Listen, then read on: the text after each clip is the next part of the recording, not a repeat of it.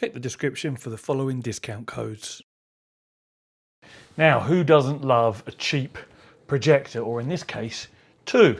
The prospect of huge screen gaming or film watching or just content consumption in general, YouTube perhaps, maybe you want to see my face on a 300-inch display. Who knows? But cheap projectors have come a long way in recent history. I've reviewed quite a few now, maybe 3 or 4. They're typically a little low on the brightness side of things. They typically suffer with poor focus. You can either get like a nice sharp image in the middle and then it's blurry around the edges, or vice versa. And often the colours are very far adrift of what a nice calibrated LCD or OLED display would be. But we bear in mind the price points of these things, as low as £180, $200-ish. And in this case, the two we're looking at today, the Yaber Ace K1 and the Ultimea Apollo P40, both come in on Amazon in front of me here now at $299.99, so $300. UK pricing is similar, just in pounds. So whilst they are a little more than the cheap ones I've reviewed before, these claim to be pretty much double, well, not double the brightness. The cheap ones I've reviewed before tend to be around 350 to 400 ANSI lumens. These are advertised as 700 ANSI lumens for the Ultimea and 650 ANSI lumens for, I've just illustrated in the wrong way, the Ultimea, and 650 ANSI lumens for the Yaber. Now, straight away when I fired these up, they are definitely much brighter than the cheaper ones I've had before. Whether they're the claimed lumen output, I don't know, because I have no way to measure that, but they're definitely much brighter. And given that they're only a little bit more money, it would make sense to buy one of these over one of the cheaper ones that I've reviewed previously, for the sake of saving maybe £80 or so, if you can afford to, of course. The other things we need to consider with these, aside from the image quality, which is always going to be a compromise with a cheap projector, they're never going to be as good as a television. It's just impossible. The other thing to consider for gaming, perhaps sim racing or any type of gaming, Xbox, PlayStation, whether it's first-person shooters, shoot 'em ups, RPGs, whatever tickles your fancy, is the input latency. Now, I mentioned I've got some clips of me testing these in daylight, just because I think it's good for people to know what they look like in daylight next to my 86-inch LG Nano cell that's downstairs in the front room. It's a bright day, the curtains are open, no holes barred, so to speak. And then I do some nighttime testing, which is in the same room, but it's not pitch black. There is ambient light on in the background, and the TV is still on, which produces a fair bit of light as well. So you can see a more sensible use case scenario rather than in daytime. But I'll roll those clips in a minute. Here, I'll just quickly run you through what ports we have and what they look like. And just going back to the input latency, I measured the input latency using frame times. My TV, I'm gonna call it 10 milliseconds of input latency. It has an ultra low latency mode for gaming. I'm sure when I found the spec when I bought it about 18 months ago, it was like 5 milliseconds, but I can't find the bloody spec that gives me the exact millisecond. But what I could find on LG's sort of marketing is that they reference 10 milliseconds quite a lot for that ultra low latency mode. I'm sure mine was less than that, but we'll go with 10 as a worst case scenario, because in the footage I use that as a reference point and count the number of frames that it takes for the projector to catch up with the change in the display, the change in frame from the television. 30 FPS this video is shot at, as was the footage you'll see in a minute. So each frame represents 33 milliseconds. Now, the Yaber was just shy of 2 frames for it to catch up with the TV. So we're looking at around 60 to 66 milliseconds, plus the 10 milliseconds that the television has, if we use that as a baseline. So you're looking at around 70 to 77 milliseconds of input latency. Not great by any means if you're a competitive gamer, but for games that don't require ultra precise input timing, then it works. You can use it. Kids probably won't be that worried about it, if you know what I mean. And if you're playing games that literally have no time critical inputs whatsoever, then it's completely irrelevant and you don't notice any problems at all. The Ultimea, that had a whole extra frame on top of the Yaber.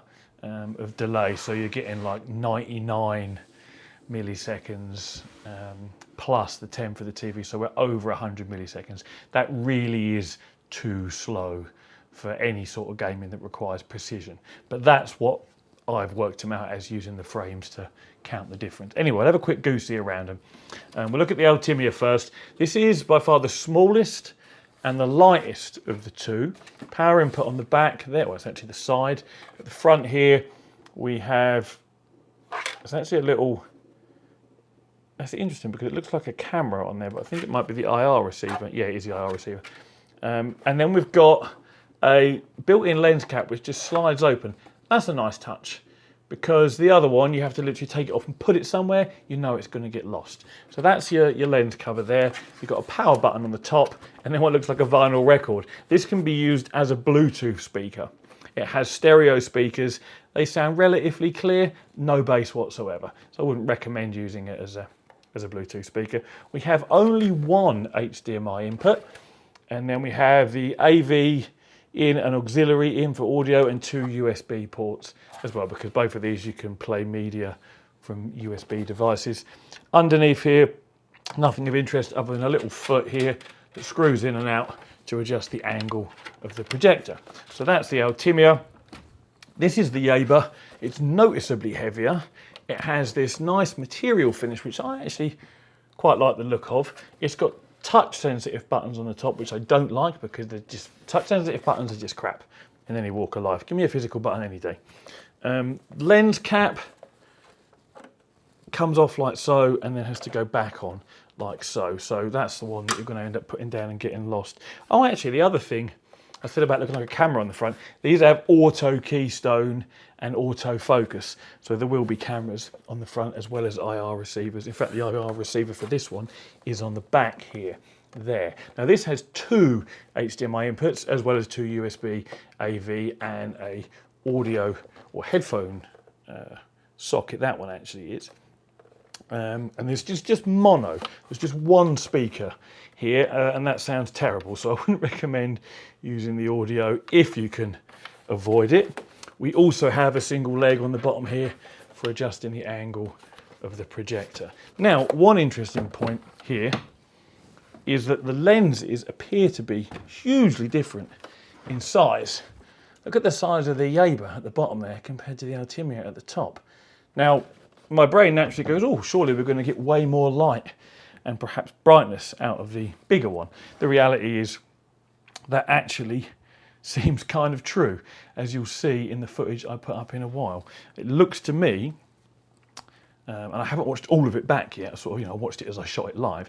It looks to me like the Yaber actually gives the overall better experience, in spite of some things that crop up throughout the testing to do with focus and overall colour consistency. But enough of the waffle.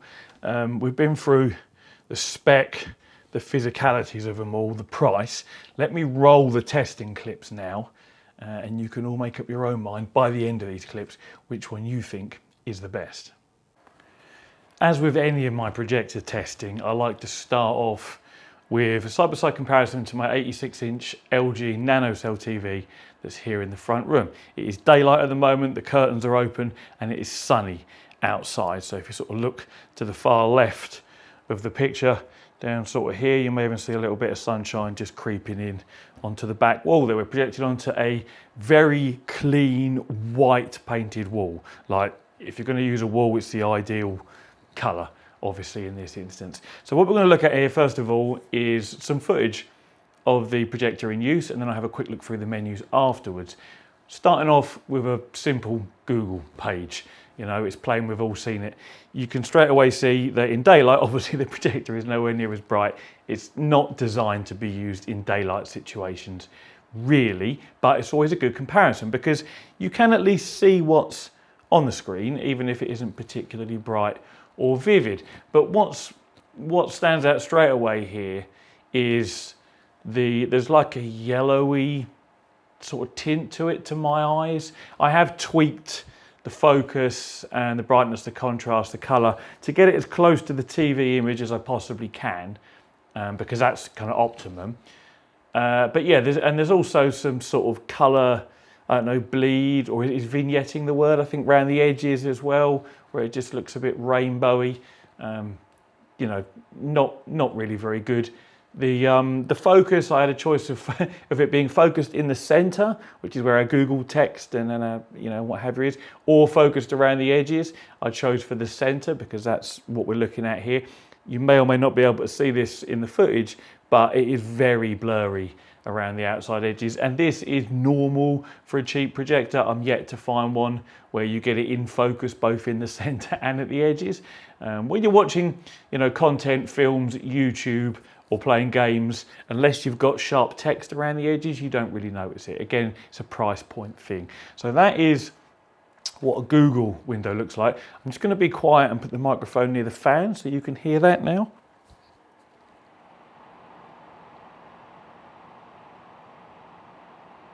Yeah, so the fan isn't particularly loud, and once there's some audio coming out of the inbuilt speakers, you don't hear the fan at all.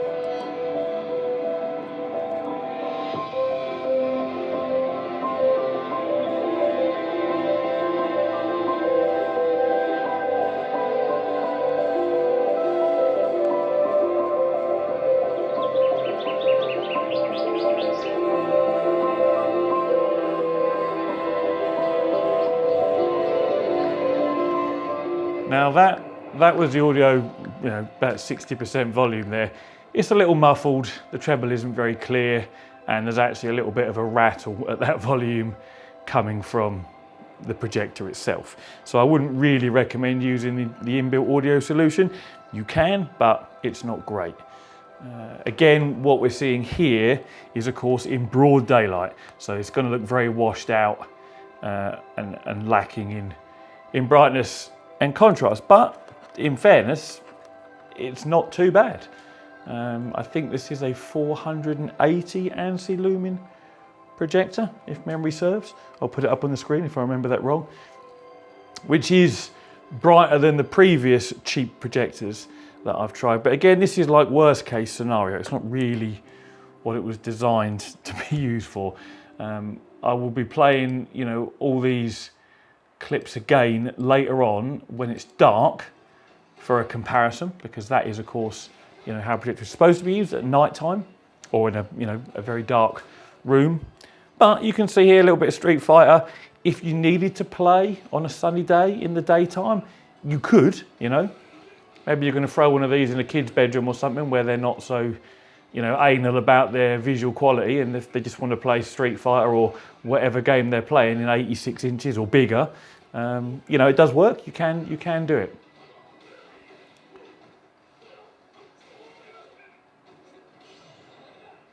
And I'll do a little frame time comparison at some point and probably put it up on the screen. But I'm not seeing much of a delay between the television and the projector from an input latency point of view. One of the other projectors I had was really noticeable. Like I had something to change on the TV and it would almost be, I don't know, half a second before the image from the projector caught up.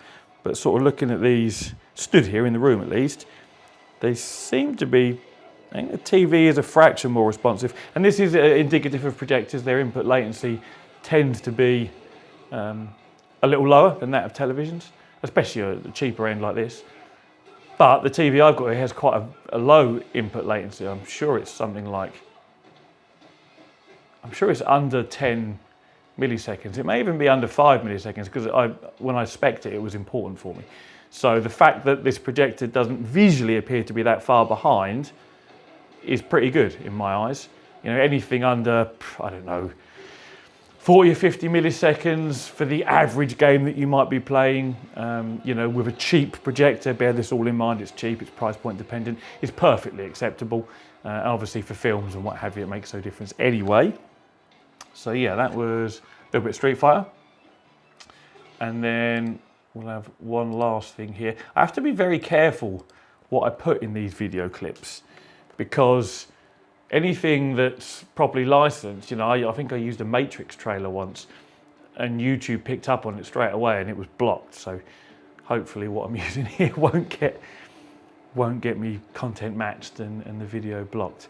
But again, you know, it's still watchable. Even, oh, see, what was that delay? Oh yeah, you can see a delay where it's flicking there. Look, the TV definitely flicks over noticeably faster when it went. Yeah, it does. Not, I don't know, hard to guess, but I'll have a look at the frame times. But yeah, again, if you needed to watch something in daytime, you can. It does work. It's watchable, and this is worst case scenario: bright, sunny day coming in through my curtains, from my open curtains. But yeah, I'm gonna turn the sound up again, just have another little listen to that.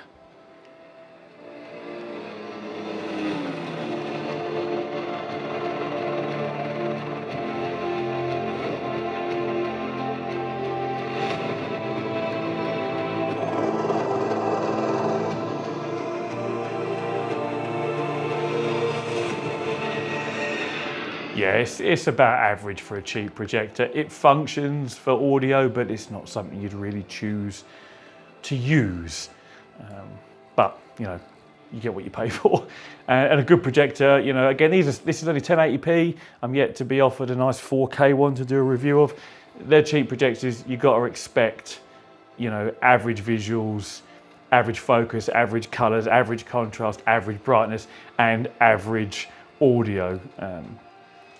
In these scenarios. But yeah, so this is what it looks like in daytime next to television. I'll go through these tests again later on tonight when it's dark, and we'll see just how much better it looks. And of course it will look vastly different. So now let's have a look at the menu system. We've got this kind of quick menu on the right here for picture and sound. I've pressed that button, so we may as well look in that. And that's where you can make quick adjustments: brightness, contrast, saturation, sharpness, color, temperature, all pretty standard stuff. And then the audio menu: balance, bass, treble, equalizer, detail, reset to default. And there's, you know, I'm on user there, but I've basically left it how it came because it's just not a very good speaker. I don't think this one's stereo. I've got another one here that I believe is, but I might be wrong. I did walk around it and I could only find one speaker sort of coming out of the grill. So I think this is a mono one, you know, and it's backwards firing as well. So for it to be stereo of any use, you want one on either side really. But yeah, this is your main menu. Again, you can see here, we've got the middle of the images in focus, or hopefully you can see this, but the left-hand side where it says Yaber, AF, Auto Keystone, HDMI, etc., is sort of noticeably blurry. But yeah, you've got your usual iOS cast, Miracast options. You've got Wi-Fi, you've got Bluetooth, you've got USB inputs, so you can play videos, music, show photos. There's an Office suite, all the usual stuff that seems to come with these sort of lower-end projectors. You can choose your HDMI inputs. You can do your Auto Keystone. I may as well show you what that looks like.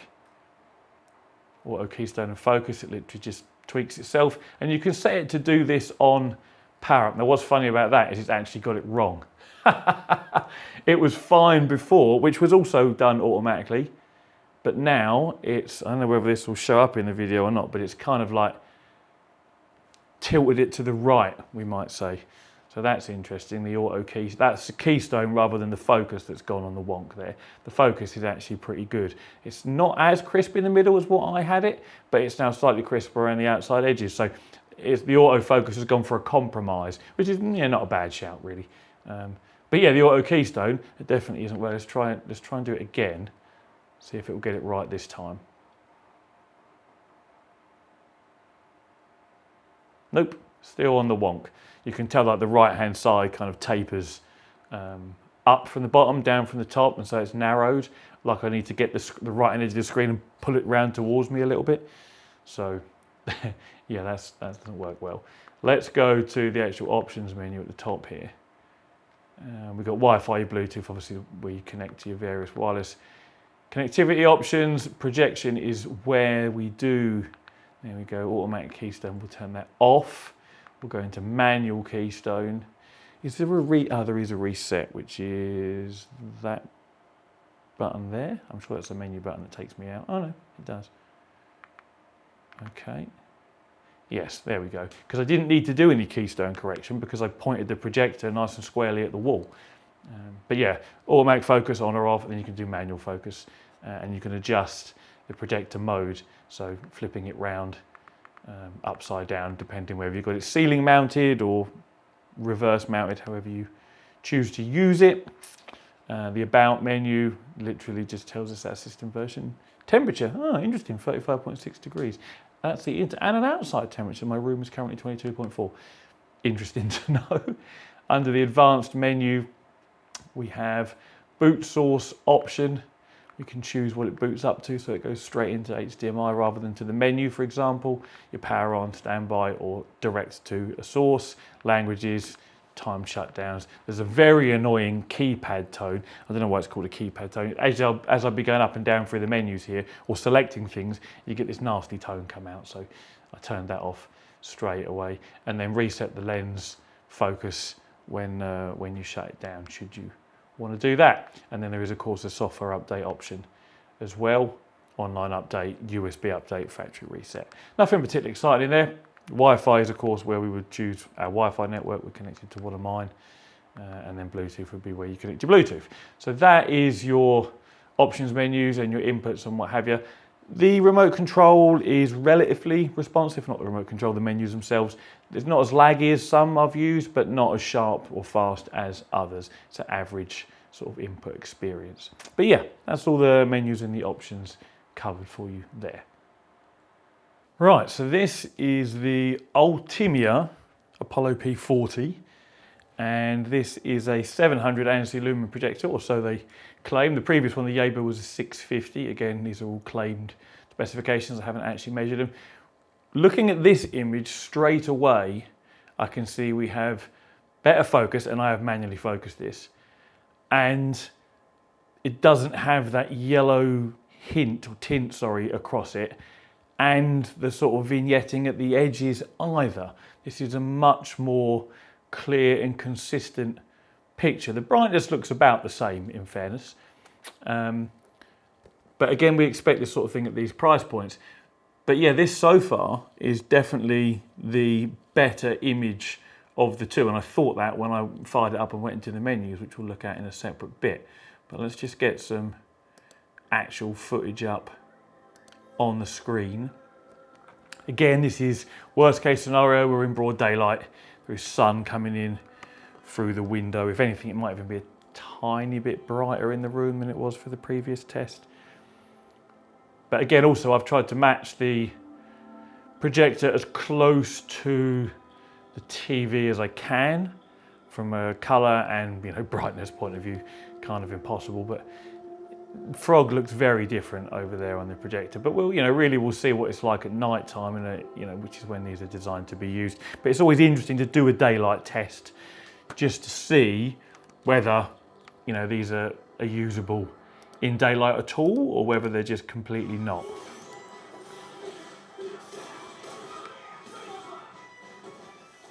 And we'll just give a little listen to the sound out of this one as well.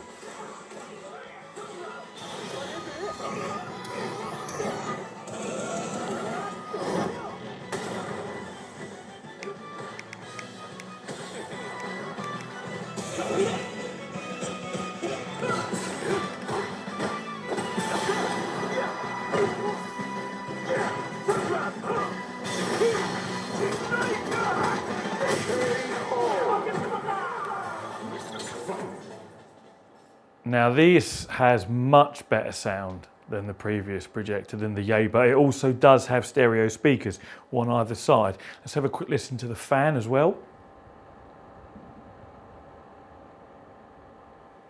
That fan is actually nice and quiet, and if you've got audio from a game or a film or whatever it is you might be watching playing, I don't think you'd hear that fan at all. The same pretty much applies to the Yaber as well. But the sound is definitely much nicer out of this Ultimea. Ultimea? Yeah, it is Ultimea. I keep wanting to say Ultima, but it's not. It's Ultimea. But yeah, the sound's definitely much nicer coming out of this one. And this is generally the first time I've sort of done this back-to-back testing with them. What's interesting is my gut tells me that the actual sort of brightness and colours looked better on the Yaber in daytime than what they do on this one. but the focus is definitely better on this and the overall consistency. I also think this looks like it has much more input latency. Yeah, it really does. That's really obvious now. The TV changes, the projector then updates, refreshes noticeably slower.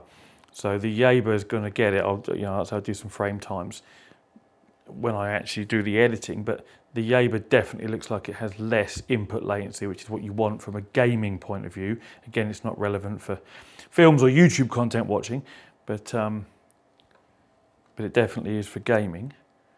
So that's those all done. Next, we'll take a little peek at the menu system. These menus are all very similar on these sort of low to, well, they're all entry-level projectors really. Same thing as before, even the layout's even very similar. We've got USB input, obviously. This only has one HDMI input, whereas the other one has two. So something to bear in mind should you have more than one device that you want to plug in at any one time. AirPlay for iOS, Miracast, videos, music, pictures, and your Office suite. And then again, top right-hand corner, we've got our options menu, which we'll go into here. They're basically the same options as the previous projector, just laid out differently. I would say this UI is a little more polished and refined. The sound it makes as you go through the menu is actually a nicer sound. In fact, let me turn the volume up. You might even be able to hear it as I go through. Oh, we need more volume than that. It's quiet. Let's go this loud.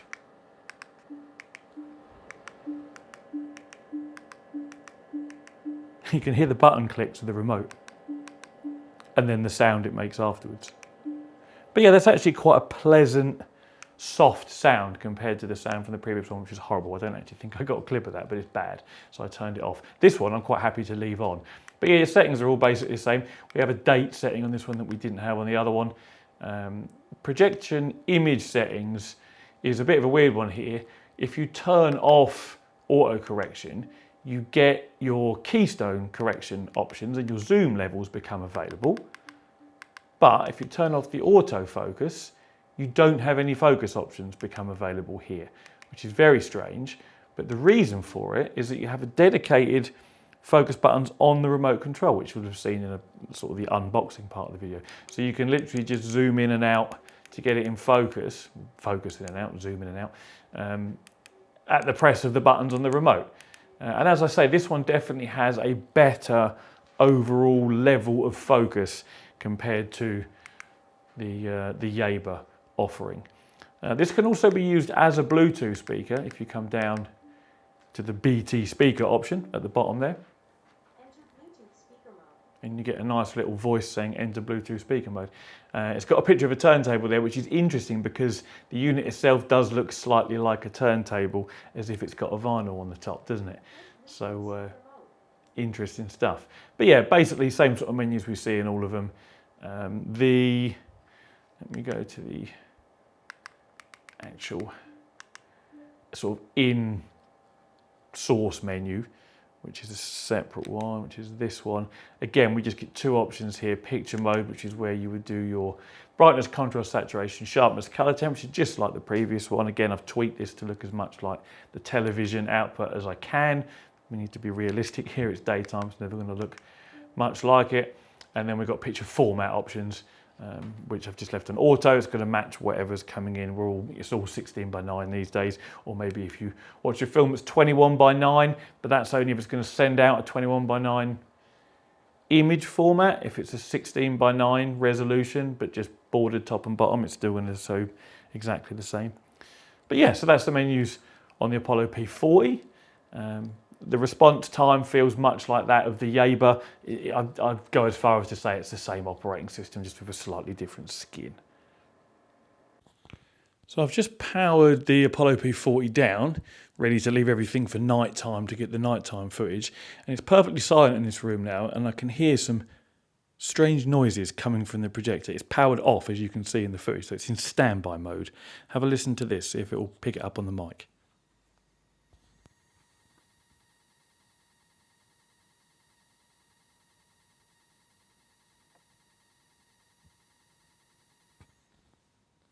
Now, that sounds like it's coming from the speakers. Let me just check the other side. Oh yes, it definitely is. Yeah, hopefully you can hear that. That's coming out the speakers in standby mode. In a quiet room, it is loud enough to be annoying because I can hear it from a couple of meters away. So yeah, just thought I'd point that out. So I recorded the footage here in the dark with this Apollo a minute ago, and it looked so much worse than what I was expecting. And the Yaber looks so much better that I thought I'll have to go back into the settings and have another little tweak around. So this is what I've done. You probably won't see the previous footage that I shot because it was really, really bad. Everything looked horrible. I think things now look better. So let's have a look once again. I had to adjust the color saturation and the contrast a little bit, I think it was. Obviously, the Google window looks noticeably dull compared to the television. Let me just try and level this out a little bit as well. Let's move down a touch. But that is to be expected because we have an HDR LG television on the left. But let's get into actual video footage here and compare that, because that is what's important. Yeah, see, this looks much better than it did when I first did the recording. The colours looked so far off, it was ridiculous. There was a loss of detail, very blown out. This looks much, much better. Does it look better than the Yaber? I'm going to say they're actually really close now. Yeah, it's going to be a tough call. I'm not sure which order I'll put these clips up in, so I may already have shown you the Yaber clips where I was very impressed with the overall experience compared to what I was expecting. Because this projector, the Apollo, has the better sort of overall focus across the entire display, but a higher input latency was my guess, although now I'm not sure until I actually do some measurements. But I'm going to say it's so hard to tell standing here. It's going to be interesting when I'm editing this video and watching the footage back to see which I think looks better. I think it's going to be very close. Ultimately, you can all decide yourselves. If you're watching this video, you really should be watching it on a reasonable size screen, in a perfect world that's calibrated as well, so that you can see the difference yourselves. If you're watching this on a phone or a tablet or even a small laptop display, it might not be the easiest to sort of pick up on. But I don't know, my gut is telling me that the Yaber actually gives us the better overall experience. You don't notice the lack of sharpness in the focus when you're watching content like this. Let's switch over to some Street Fighter. How does that look? Yeah, again, now I've made some tweaks. The colours, I don't know, it's tough. I still think maybe the Yaber looked a little better to me. It's going to be such a tough call. But these two projectors are definitely brighter, much brighter than the cheaper ones that I've reviewed in the past.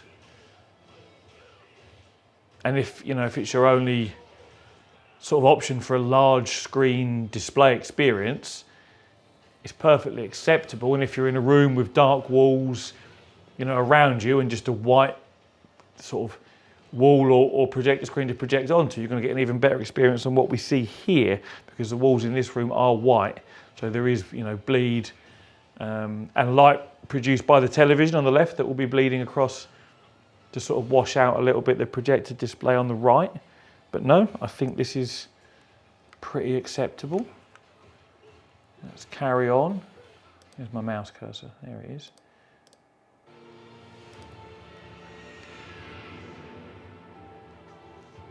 Definitely with the brighter scenes, you notice the lack of brightness.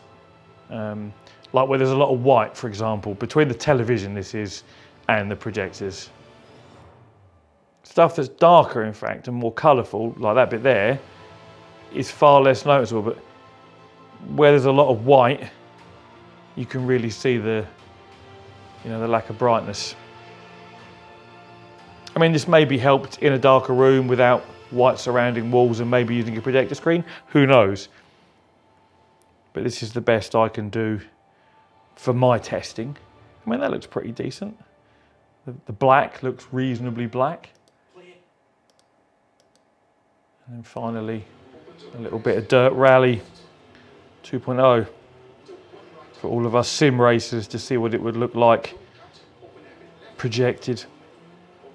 You know, like I've done with all these other projectors, for the money, you get a playable big screen experience. No, it's not detailed because it's 1080p. No, it doesn't do more than 60 FPS, 60 Hertz. But it's cheap and it's big. And if you need cheap and you need big, or it's what you want, some of these projectors, they do a good enough job.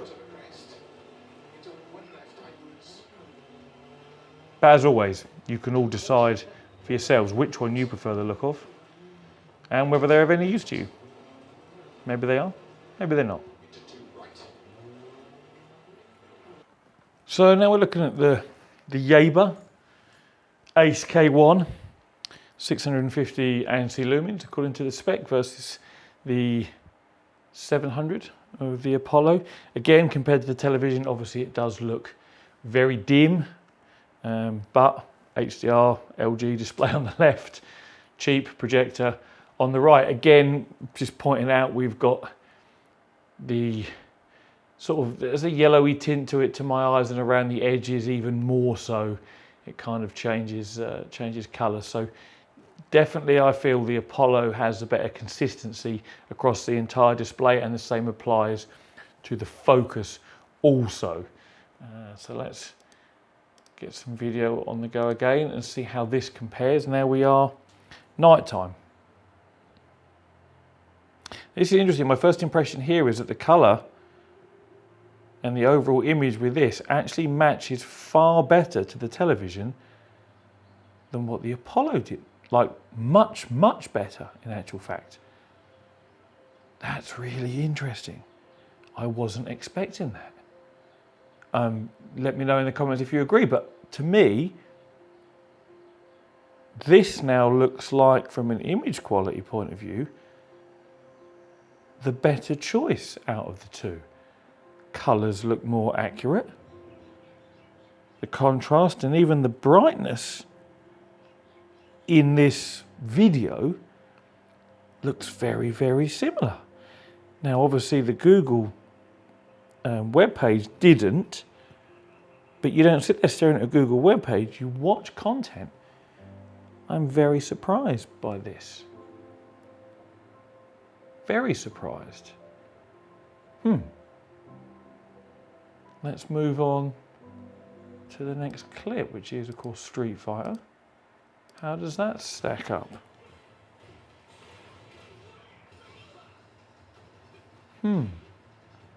Again, aside from the obvious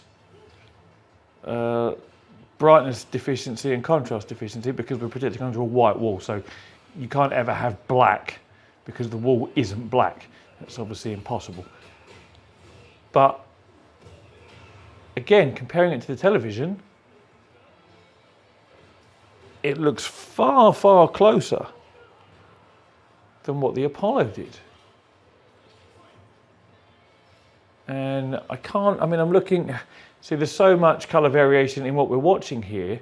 To my eyes, it isn't that noticeable, that tint that was over it or around the edges. I mean, my eyes aren't the best for colour grading or commenting on it really, so I'm just giving the best I can. You'll be able to see in the video yourselves here and make your own choices. But if I was to make a choice about which looks the best, I would actually say it's now the Yaber. And it has that lower input latency, at least I believe it does from what I've seen. This is unexpected. Let's flick over to the next one. Again, this is where you'll see, like, so where black obviously isn't black, although it looks pretty black. And see that, to me, that white text looked brighter than what it did on the Apollo. What about these? And again, the colours look nearer.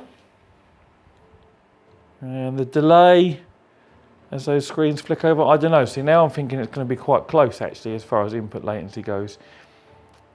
Earlier on, when it was daytime, I thought this had lower input latency, but now I'm watching it here, it could be similar. Again, I'll look at some frame times and try and figure out the difference. But I'm feeling this is actually now giving us the better experience.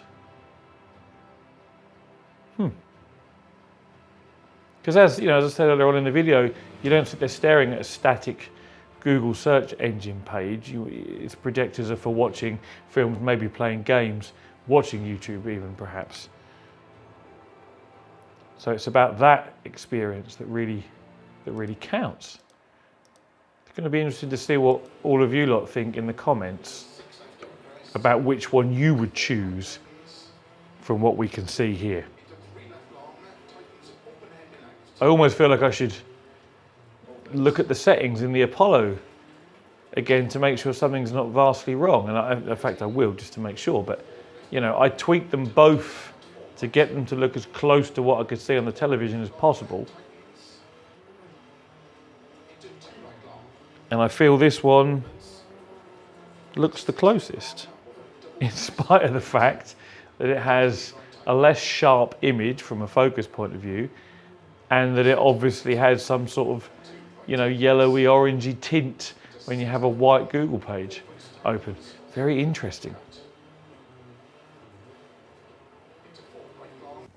So for me, in spite of the Yaber having a very obviously out of focus image compared to the Ultimea, and very obviously having that sort of yellowy tint hue over it, and then the edges that are quite obviously, you know, the colour isn't consistent there either. The overall viewing experience to me actually looks better in real use, aside from that Google search page that I used there at the very beginning of each one. It looks to be brighter, the colours look to be a touch more accurate as best as I can tell, and when you're watching something in motion, a video, a film, a game, you don't tend to notice, or at least I don't, the deficiencies, certainly with focus, but even with the sort of colour not being consistent across the whole image. Now, if you're really anal about these things, you're gonna notice, and it's gonna bug you.